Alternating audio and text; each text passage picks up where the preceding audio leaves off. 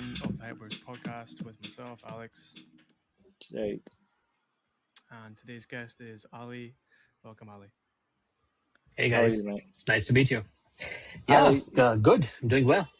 we don't usually start off like this. I feel like there's a little bit of an unorthodox mood in the air tonight. So I'm just going to start this off in a way that I usually wouldn't and say, well, why don't you give us a bit of a background check? I mean, I did look at your website. I saw that you're very heavily involved with the University of Pune in technology.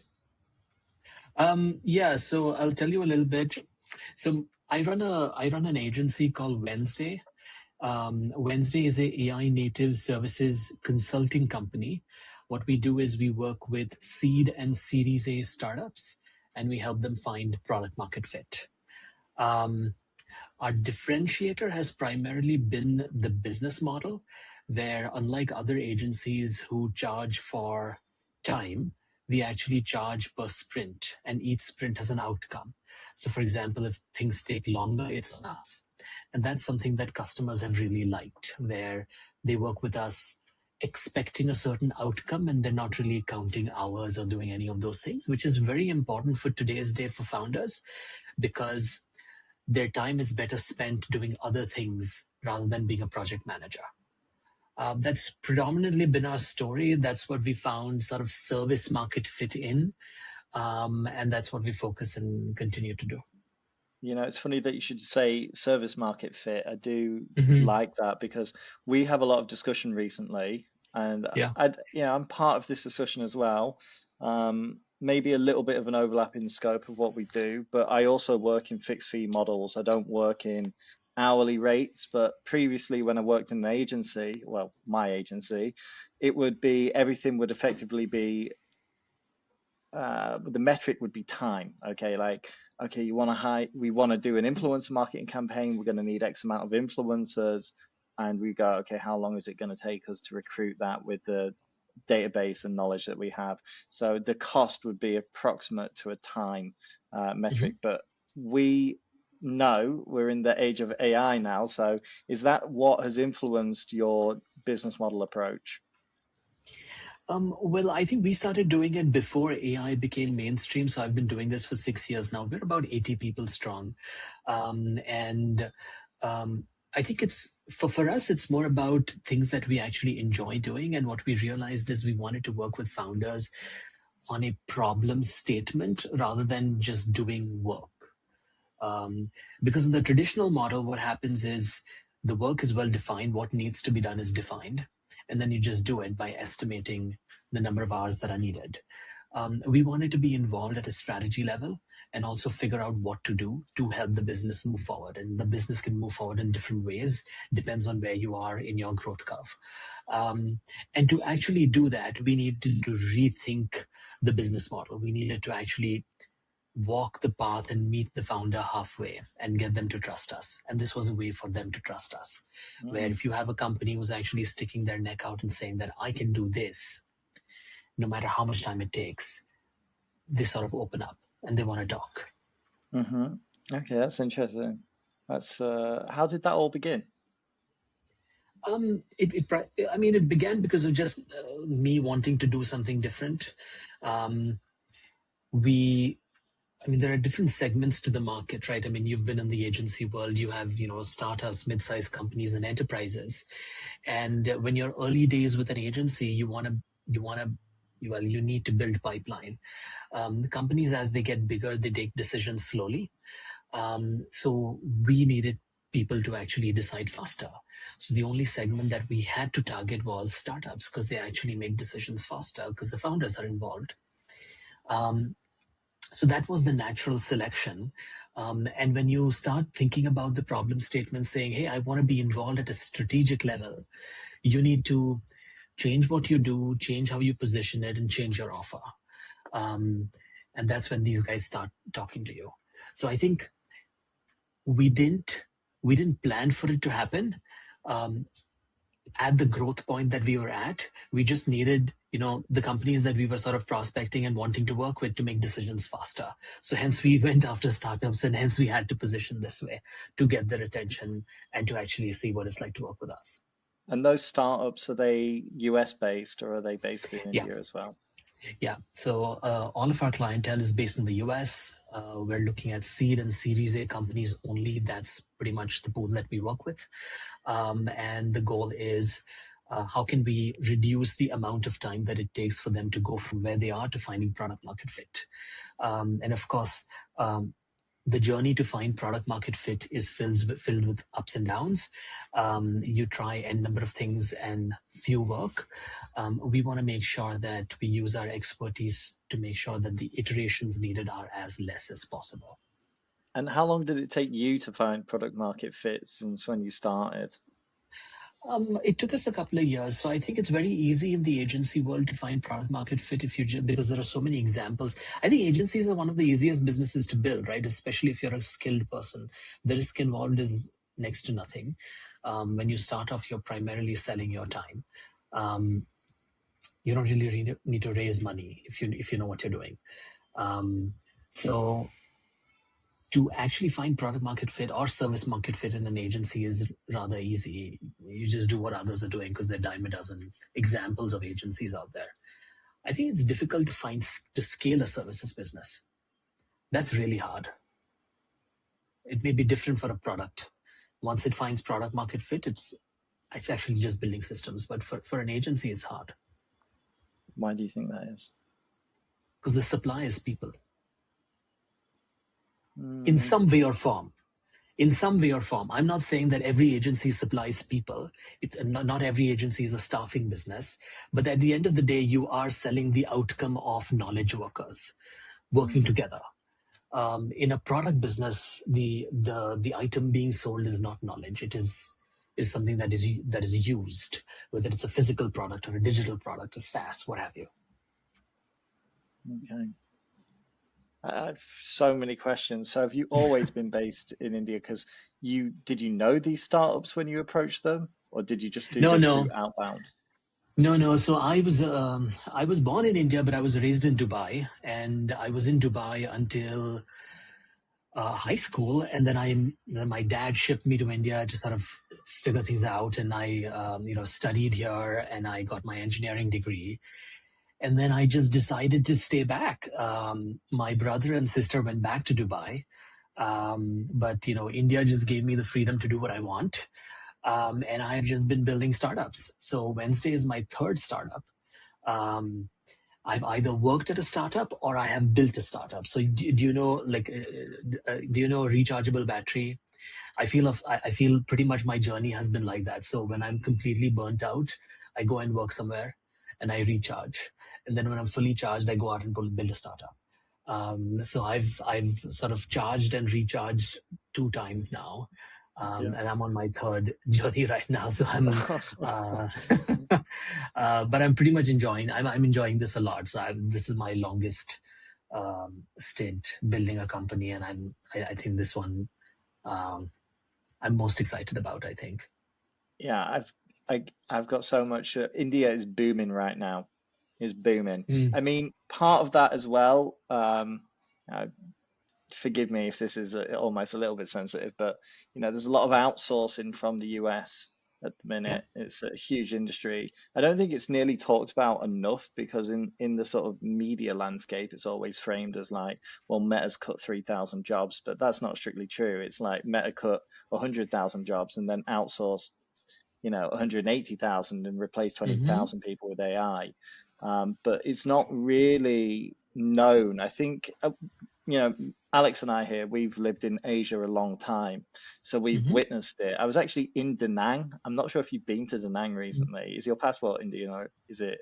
No. I've traveled around in Southeast Asia quite a lot. Yeah, I was in Da Nang, and it's so full of startups from all over the world, particularly now startups from the Philippines and India that are all outsourced from the US. They're usually either customer service or technology, but Vietnam's got its own quite competitive software industry as well. Also something that not a lot of people know about Vietnam, but your model must be supercharged with the whole shift in global outsourcing patterns and also the new technology, because India is racing ahead as well in terms of its adoption of these sort of new agentic systems. Funnily enough, so we about a year ago, I actually had an entire team in Philippines. I found No way. that it was very. I really enjoyed working with them. I find them very, very creative. They're very good with like design and illustrations and probably of like video editing and things like that. But I find what's very interesting about the talent that is here locally is that we're very good with STEM jobs.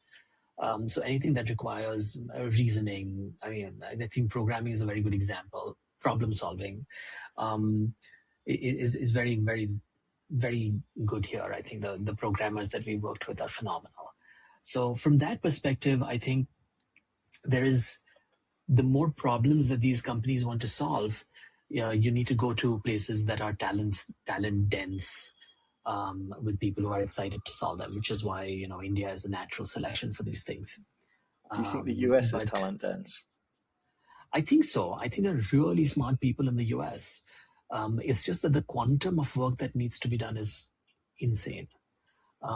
One can argue that AI can sort of supercharge people over there. And we can sort of go back and forth on that because I have like a whole theory about those things. But you still need good people to work with. That's not going away. The number of people is debatable.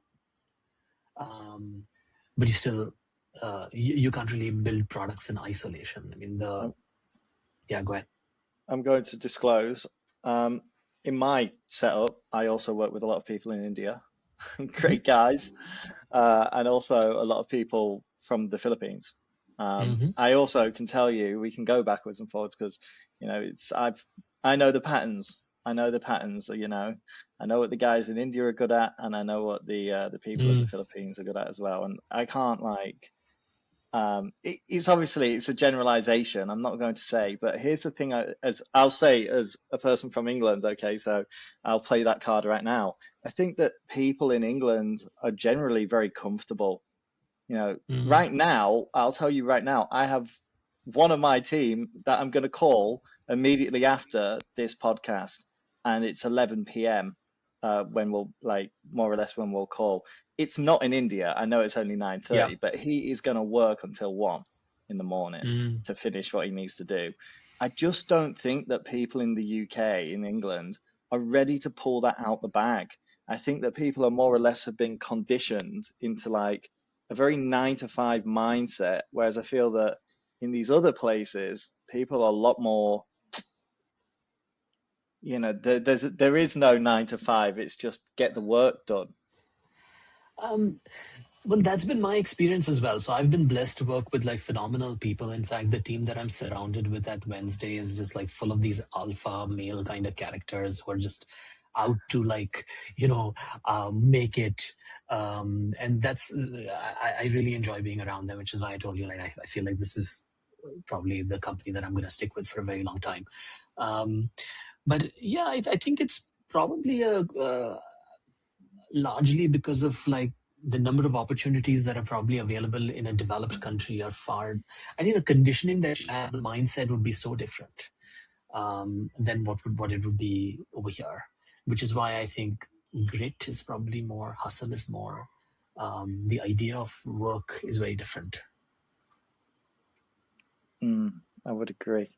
Do you think that varies a lot in India? Because I also have experience of working with people from different provinces as well. It does 100%. I mean, there are 1 billion plus people here, so you'll get people in all shades and sizes and mindsets. There is a huge section of society which is probably in a mindset of abundance, which is what you would probably think of when you're thinking of hiring, let's say, in a developed place.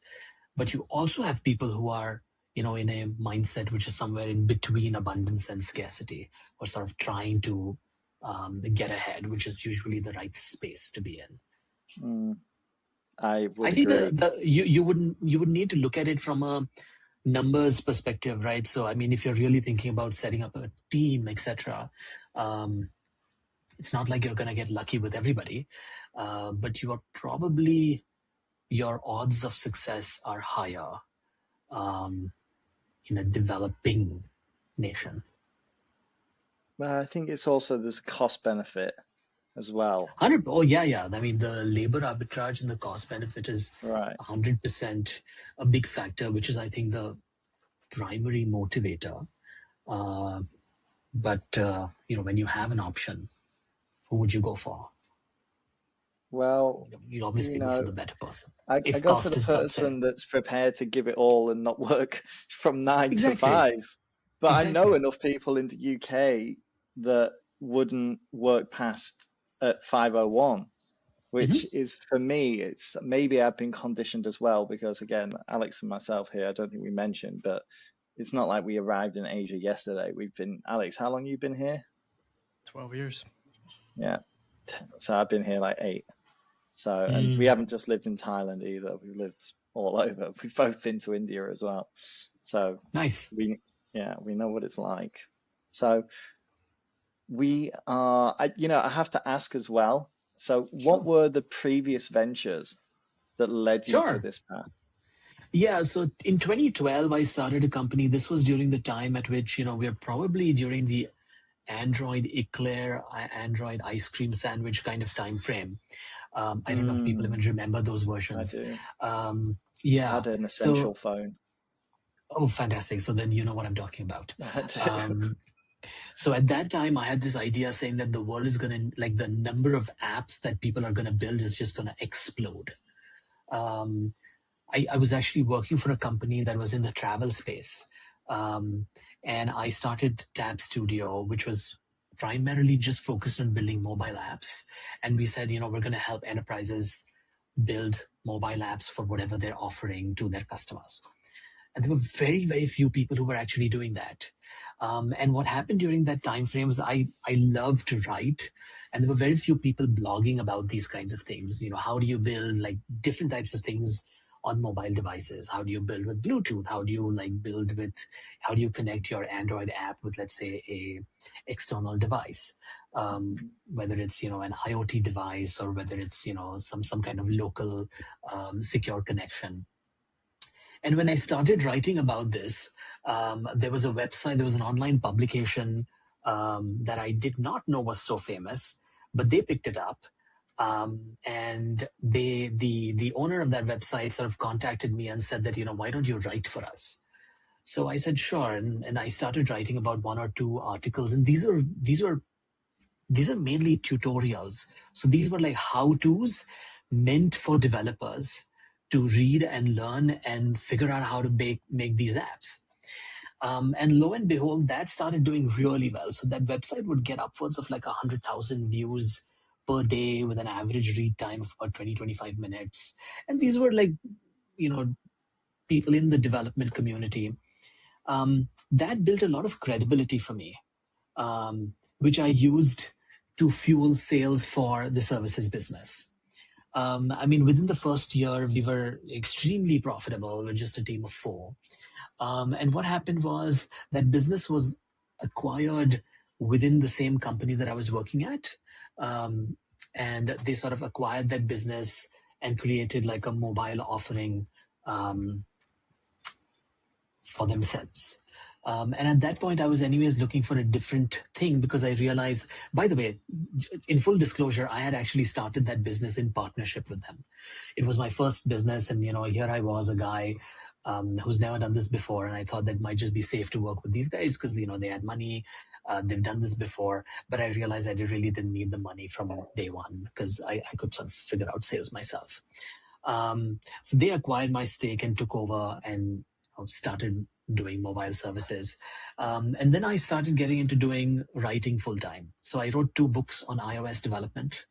I did a lot of writing, media.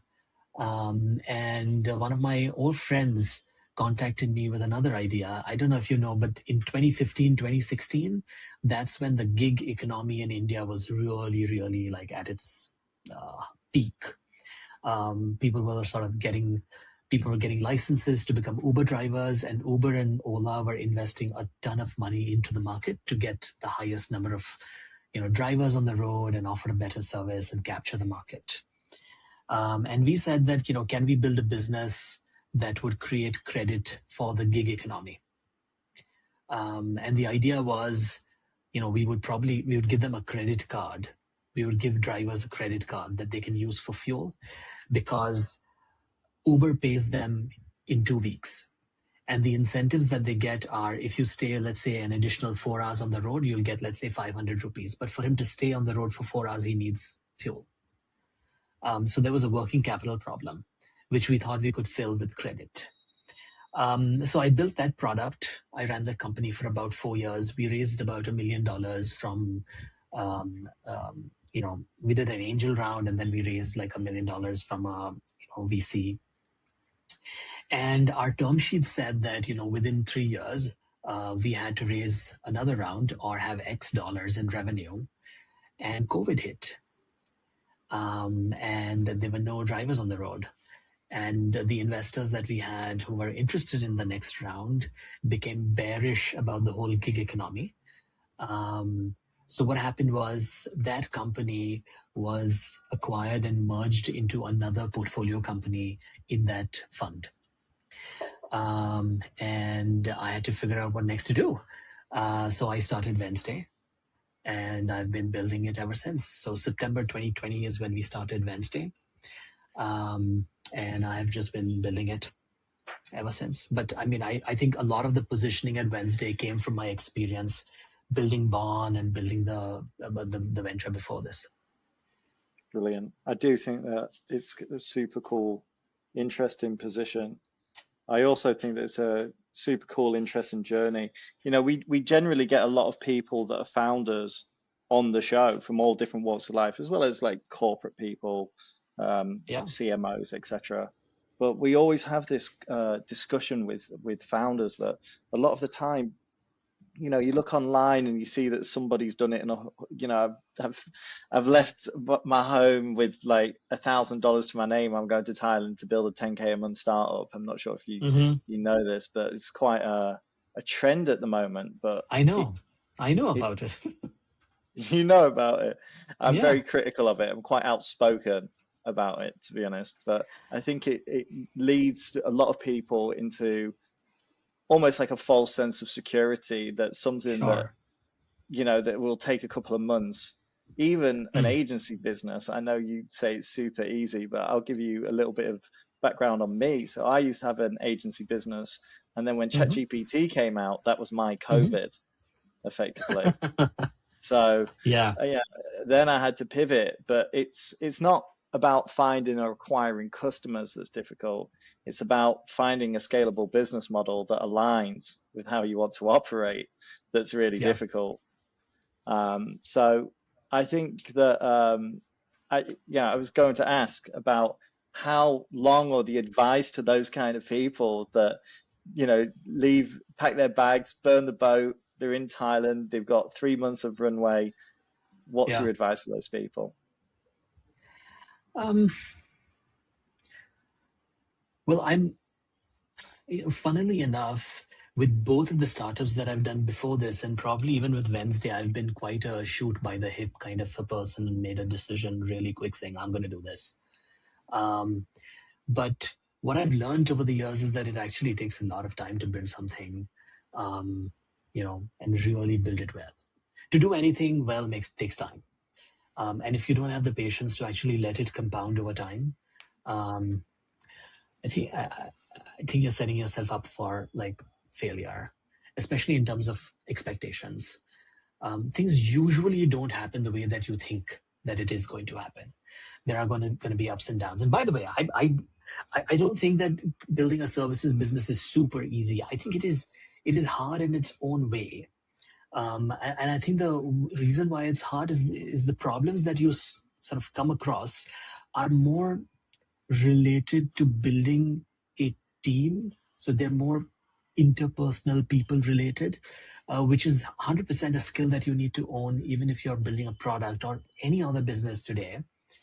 But it may not be the first problem to solve if you're building a product. It may be, let's say, number 2, number 3, number 4, something like that. But it may be the first problem that you need to solve to actually build a services business. I mean, I think the bottleneck is always hiring. I had a question there. It's just gone out of my head. Alex, have you got anything? Yeah, I just want to ask, like, India is like a market that people probably don't really understand in like Western markets. They probably couldn't name that many Indian companies. Yeah. Why do you think there's like, you're obviously serving a lot of venture-backed startups and growth companies. Why do you think Indian companies kind of struggle to expand out with India, like in that way? I think there are a lot of, I don't know why this is, I think there are a lot of Indian companies that are now global brands. In fact, many Indian companies actually own a lot of the Western brands now. Just looking at the Tata Group, they own like Jaguar and Land Rovers. There are a lot of these examples. I think as Indians, we are really bad at marketing ourselves. That technology Pune University website could do with a lick of lovable. Yeah, for sure. Yeah, I mean, those companies though, Tata, they're generational, right? They're kind of older companies. I'm thinking of like Flipkart and even like Zoho. Zoho is quite well was known. acquired by Walmart. Walmart, yeah, that's what I'm saying. Like they're not. It's not like they're not successful. It's just they're not acquiring like, and they're not growing like in the UK and US like with their own brand. Yeah. Well, again, like you say, like just not good at marketing themselves. Not good at kind of globalization. Maybe they're just, I wouldn't speak for them because I don't know, but maybe, I think India is a huge domestic market. If you just look at the size and volume of the country. 100%, but it's again walled. Yeah, but China has Xiaomi, Huawei. Yeah, they have their own players, right? So, India is an open market. You could come here and start a business.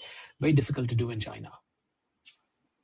It's a very low trust system. Yeah. In India, if you have better pricing, people will start trusting you. What would be the main barrier then? For example, like if an Indian AI company wanted to compete with ChatGPT or one of these Perplexity.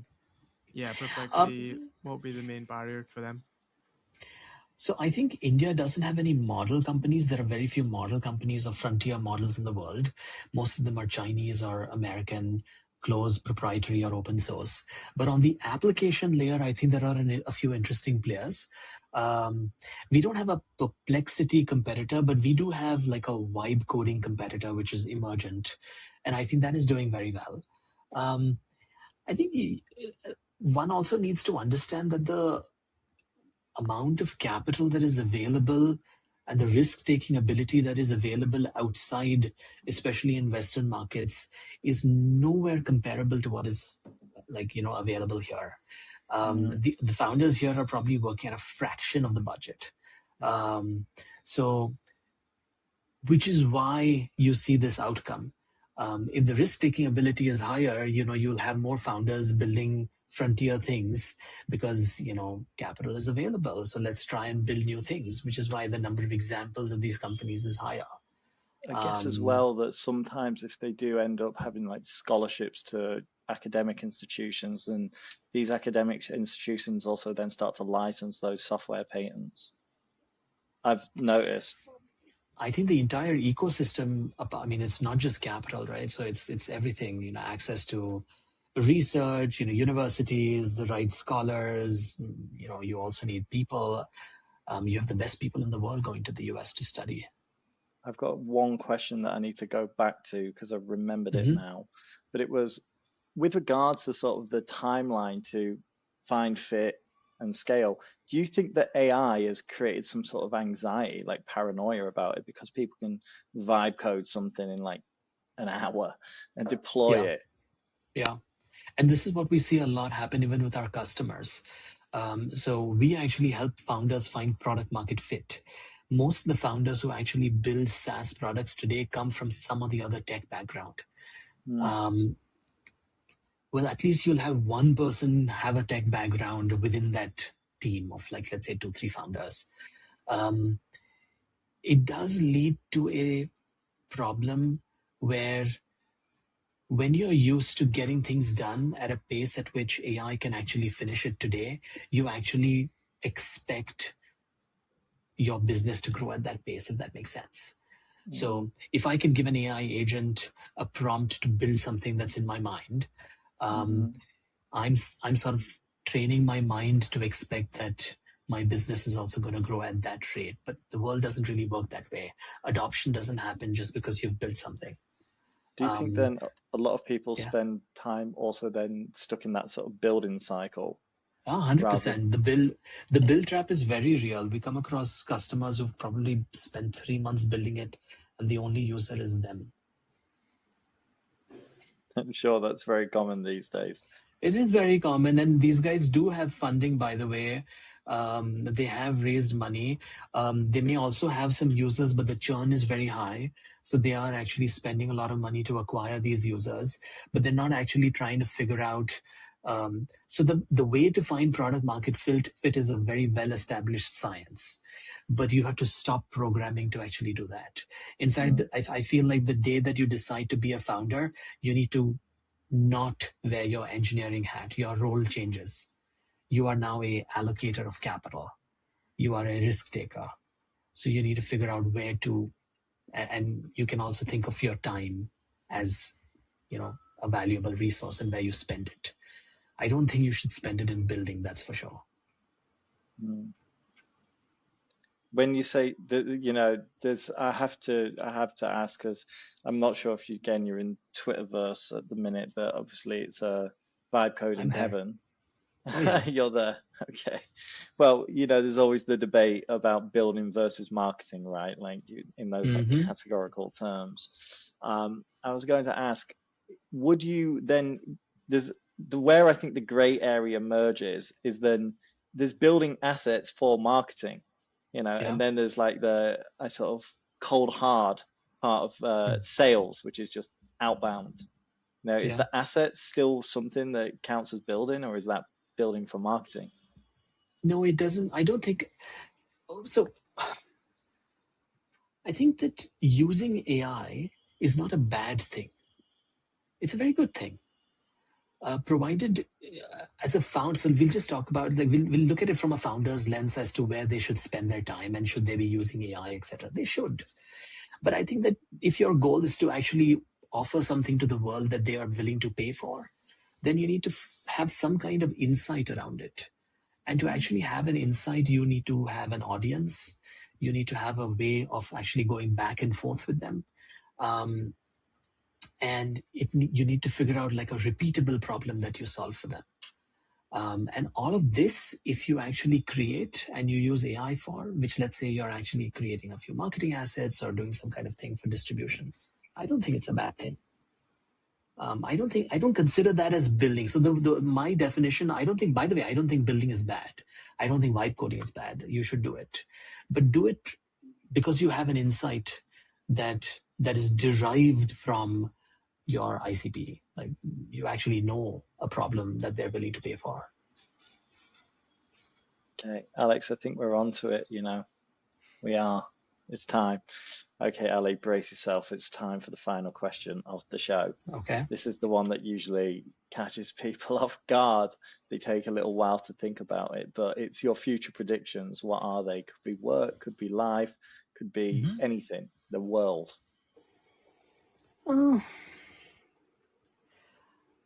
Well, I think I have no idea what's going to happen in terms of with AI. I think a lot of predictions today are about doomsday. I'm not a very big believer in that.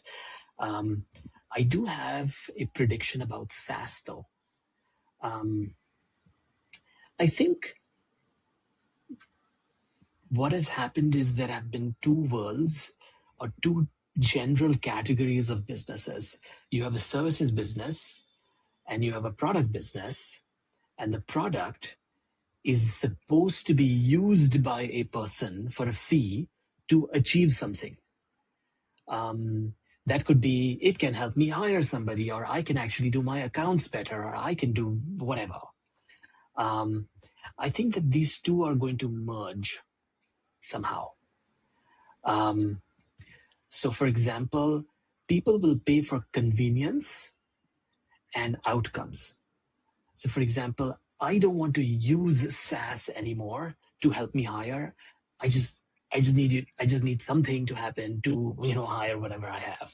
So it may be a new category of service providers that is supercharged with AI, that is actually providing this convenience at a ridiculously affordable rate. And I think that new category of product and service combined is going to be a really, really interesting space to be in. At least that's the way I'm thinking about it. Is people pay for outcomes, help me hire better, don't give me a tool to use. Because I just need this to be done, right? Nobody gets up saying, I'm going to use this SaaS tool today. Nobody does that. But everybody gets up saying that I need to get these things done today, right? And these are like jobs. And if you can do that, not thinking of it from the perspective of product or service, but combine it, I think it could be something very interesting. I totally agree. I think about it like this, actually. I've written about this a couple of times, but there's going to be 3 types of service business.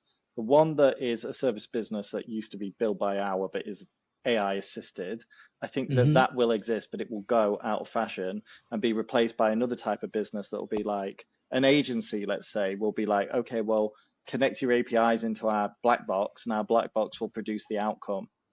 Okay, so that will be like the style of agency, not like typically like a SaaS, because behind the scenes they'll still modify parts of the workflow to tailor the outcome to the actual business that has come for the service.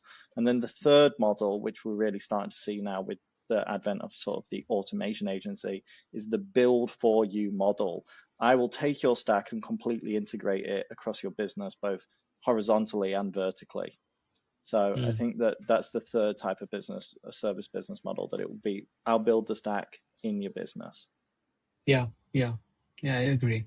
I'm quite bullish on this new category. I feel like, I don't think everybody's going to vibe code, because you have to do other things, but we would definitely pay. I mean, I would pay for convenience, that's for sure. I wouldn't pay for another tool. Yeah.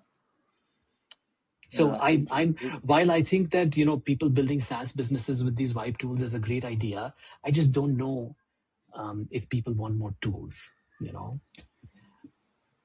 which is why I feel like your services businesses started doing subscription models, done for you models, what have you, right? The evolution happens because there is demand. And I think that demand is probably going to increase more. I agree. I'd be interested to see how it goes. A lot of it is also going to depend on the large language model, because people are just going to build like an agentic business. I mean, you already see the sort of open claw wrappers appearing in place of what used to be like a SaaS business model.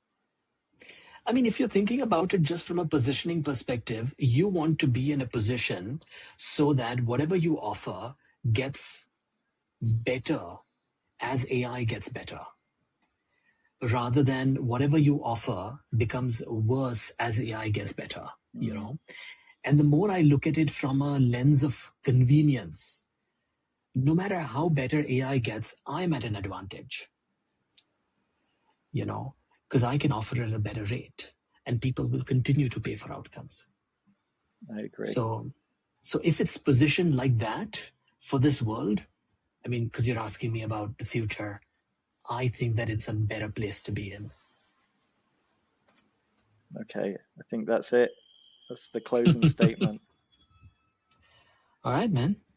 It's good to be here. Yeah, it was good to talk to you, Ali, and all the best with your next 5 years, Wednesday. We'll stay in touch. Stay in touch. Thanks so much. If we're ever in India, we'll drop by. Yeah, please do. Yeah. All right, man. All right. Fascinating. Thank See you. Bye. Bye.